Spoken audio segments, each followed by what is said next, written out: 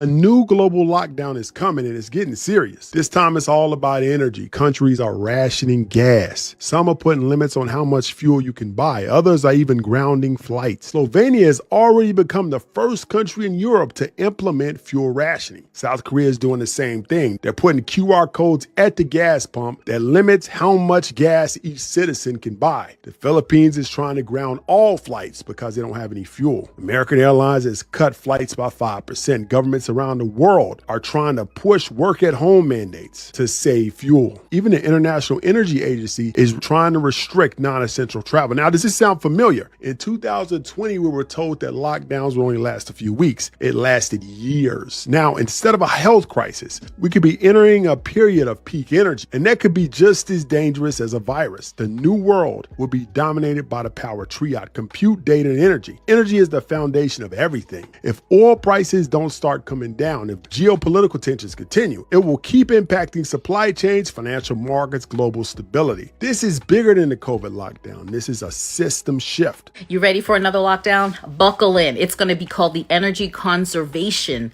lockdown. It's going to be the same playbook from the 2020 global pandemic lockdown. They're just going to repurpose it and change the title to energy conservation so they can keep you in the house. So let's talk about it. So, the war in the Middle East, gas prices, crude oil through the roof. Countries like Thailand, India, Asia, they're all already standing in line for gasoline. Australia has already gone so far to already put restrictions in place. Work from home, alternate days that you can drive your car on the street based on your driver's license. We want you to carpool. All of that is because of the war in the Middle East and the gas prices going through the roof. And you're probably saying, I don't care. I don't live there. That's not my problem. Remember, the pandemic was a global lockdown. And think about it. Wasn't New York City trying to float a new bill just last week where they were going to implement an 11 p.m. curfew to conserve energy? These million-dollar companies are building data centers everywhere. How do you think they're going to run those data centers? They need energy. And now, conveniently, there's this whole energy crisis due to the war in the Middle East, because we are reliant for our oil from other countries. And one of the reasons why is because the refineries that were in California got shut down by that group of people. And Trump wants to open one back up. And Newsom and his homies are protesting it. We don't want the refinery reopened because we had an oil spill. We don't want it reopened anymore, which is code for we want to be reliant on oil from other countries because we get kickbacks. So when you're wondering what is going on with the war in the Middle East, this is what's going on. The interesting thing is you guys will come in the comments and tell me that none of this is true when Google is for free. But I want you guys to really dig into what is going on. Pay attention. AI data centers, curfews. Do you think for 1 second they are not literally planning another global lockdown retitled energy conservation? Let me know down in the comments. You ready for another lockdown? I mean, I'm sure there's a bunch of you who would love to work from home again because y'all was crying when they took it away. They give you what they want you to have and they take it away. They give it to you and they take it away, and you guys fall for it every single time.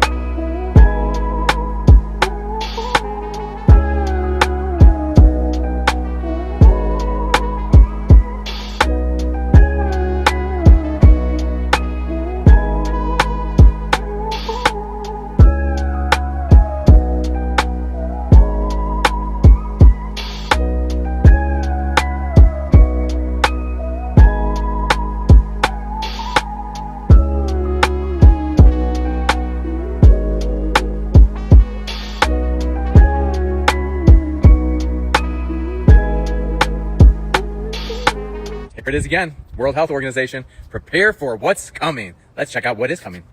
Oh, well, what's this? Energy lockdown has started. Let's look further into it. I see this oil price right here. Let's go further into it. All right, well, check this out. The International Energy Agency published an energy lockdown. Alternating driving days based on license plates, mandatory speed limit. Let's keep looking. 3, avoid air travel where alternatives exist. That's most places. Switch from gas cooking to electric. Work from home. Does this all sound familiar? Does it? It's the exact same playbook, but even harsher the second time around. So we cannot be playing games with this one. And it's coming. There's no stopping this energy crisis that they created. Isn't that fucking funny? They created it, and now we have to deal with it. It's how it always fucking goes. Entertainment purposes only. So a new lockdown is being introduced around the world. And no, it's not like the 2020 lockdown. They're calling it an energy lockdown. And what that means is that a lot of countries are now putting in measures like you should only work from home. You should only leave your house for essential travel. Airlines are also cutting their flights. American Airlines have just dropped their flights by 5% this week. Now, energy prices are going up, and it's going to become a situation where some people actually cannot afford to leave the house because energy prices are so high. If you go to your local petrol station right now, the prices are already up and the full effect hasn't even hit yet. I mean, don't get me wrong, the work from home situation, that sounds like a benefit for a lot of people. So I can get why for a lot of people that's awesome and that's great. But when you're having governments tell you only go out for essential travel or avoid any other travel apart from essential travel, not great. And remember, back in 2020, lockdown was only meant to be for 2 weeks. It lasted 2 years. And how far is this going to go to the point where it becomes mandatory? Because no one thought that was going to happen in 2020, but it did. So could we go down that same road again? Is it going to be the same as 2020? What do you guys think? Okay, hold on a second. If we were in 2019 right now and someone made a video saying, hey, here's what's going to happen in 2020, 21, and 22, including the 2 week to flatten the curve, which turned into 2 or 3 years, and all the other crazy stuff, you'd want to hear about it, right? To be prepared, to be aware, to know what's coming around the corner. Well, we have an idea as to what is about to happen because of the energy crisis that's looming right now and really in the midst. So listen to this. The International Energy Agency released their Sheltering from Oil Shocks report on Friday. And they listed steps. This is kind of like when we have advisories coming out of the World Economic Forum saying, well, we should probably do this if we want to slow the curve. This is another version of that. And this is what they're suggesting to do to be able to slow or stop the effect of the supply shock. So this is a 10-point plan. And if we were to follow the plan, restrictions to movement would be apparent. Now, to clarify, some of this is not confirmed. Some of this is opinion. Some of this is conjecture. We're wondering how exactly this is going to pan out. But listen to this. You got to read between the lines. Alternating days that you can drive on the road based on your license plate. Speed limits lowered everywhere. This is just what they've tabled. It's not confirmed. It's not mandated or anything yet. Car-free Sundays was suggested. This says 40% of flights cut, but that's not confirmed, but there would be less air travel. Working from home is already being suggested in Vietnam, Thailand, and all throughout Asia. Carpooling would be heavily suggested. And also people would want to do that anyway if the price of gas and diesel is through the roof. Now, they're going to call this temporary energy measures. We know that. However, remember, it was supposed to be 2 weeks to flatten the curve, and it lasted 2 years. They're calling it temporary energy measures during a war, but wars last decades. We know during Shmovid-Shmyteen, that took away many people's right to gather. This could affect our right to move. The Philippines officially now under a state of national emergency nearly a month since the United States and Israel first launched strikes against Iran. And this declaration made by President Ferdinand Marcos Jr. painted a gloomy picture saying Philippine-flagged commercial airplanes could be grounded if the conflict in the Middle East continues and oil and gas shipments remain disrupted.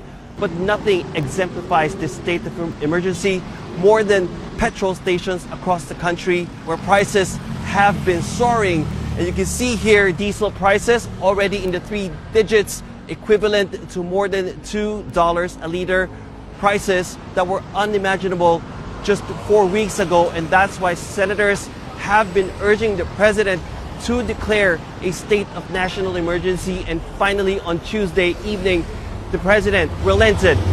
But what does this mean? It means that there must be enough funds to be able to give cash dole-outs and fuel subsidies. It ensures that there is continuous supply of food, agricultural products, as well as other basic necessities. It ensures that law enforcement is deployed to prevent hoarding, but most importantly, it ensures that there is enough supply of energy. But the main concern, of course, for most Filipinos is the domino effect of rising oil prices, which is inevitably and eventually a cost of living crisis. I mentioned that the IEA chief basically said the shit is hitting the fan, everything's falling apart, and he just published Lockdowns 2.0, an energy lockdown playbook. They released a 10-point plan over the weekend telling governments to restrict driving, ground flights, force remote work, and ban gas cooking. They called it sheltering from oil shocks, writes Aaron Day. Here is the plan. Number one, they are recommending alternating driving days based on your license plate number, odd plates on Monday, even plates on Tuesday, and countries are now already implementing this. They are recommending mandatory speed limit reductions on every highway, not for safety, but fuel rationing by another name. You can still drive, just slower and less often. Number three, avoiding all air travel where alternatives exist. They didn't define what that actually meant, but the ambiguity, writes Aaron Day, is the feature. It lets regulators decide after the fact whether your trip was essential or not. Non-essential versus essential. Does that ring any bells? Here's another one. Switch from gas cooking to electric. The IEA is now telling you what appliances you can use in your kitchen. And the same agency that published net zero by 2050 is calling now for thermostats to be capped at 19 degrees and a ban on new gas boilers. This is not new, it's accelerating. And then work from home if possible. The guidelines mimic 2020 when they locked down the world and called it public health. In 2026, they're locking down movement and calling it energy security. Oh, here comes the machine. It's gonna get you. Oh, the claw's gonna get you. Don't run from me. Don't run from me. Don't run from me. It's gonna get you. No. You're gonna get it. Oh, yeah. It's the machine. The machine is gonna get you all at the same time. A new global lockdown is rolling out around the world, and it's starting to feel very similar to 2020. But this time, it's not a health emergency, it's an energy crisis. The International Energy Agency just released a plan called Sheltering from Oil Shock, recommending governments to restrict travel on certain days. So what that means is you'll have allocated driving days based upon your license number. Speed limit reductions to save on fuel. Avoiding air travel, and many airlines have begun cutting flights. Recommending to work from home where possible, which sounds harmless until you realize how easy it becomes for companies to run with fewer people, especially with AI these days. Remember in 2020, they locked down the world in the name of public health. Now in 2026, they're locking down the world in the name of energy security. They're calling it temporary measures, but temporary measures have a way of becoming permanent. Now, I'm not saying that this means lockdowns are coming tomorrow, and they didn't in 2020, but it does show you how quickly the rules can change. In this together.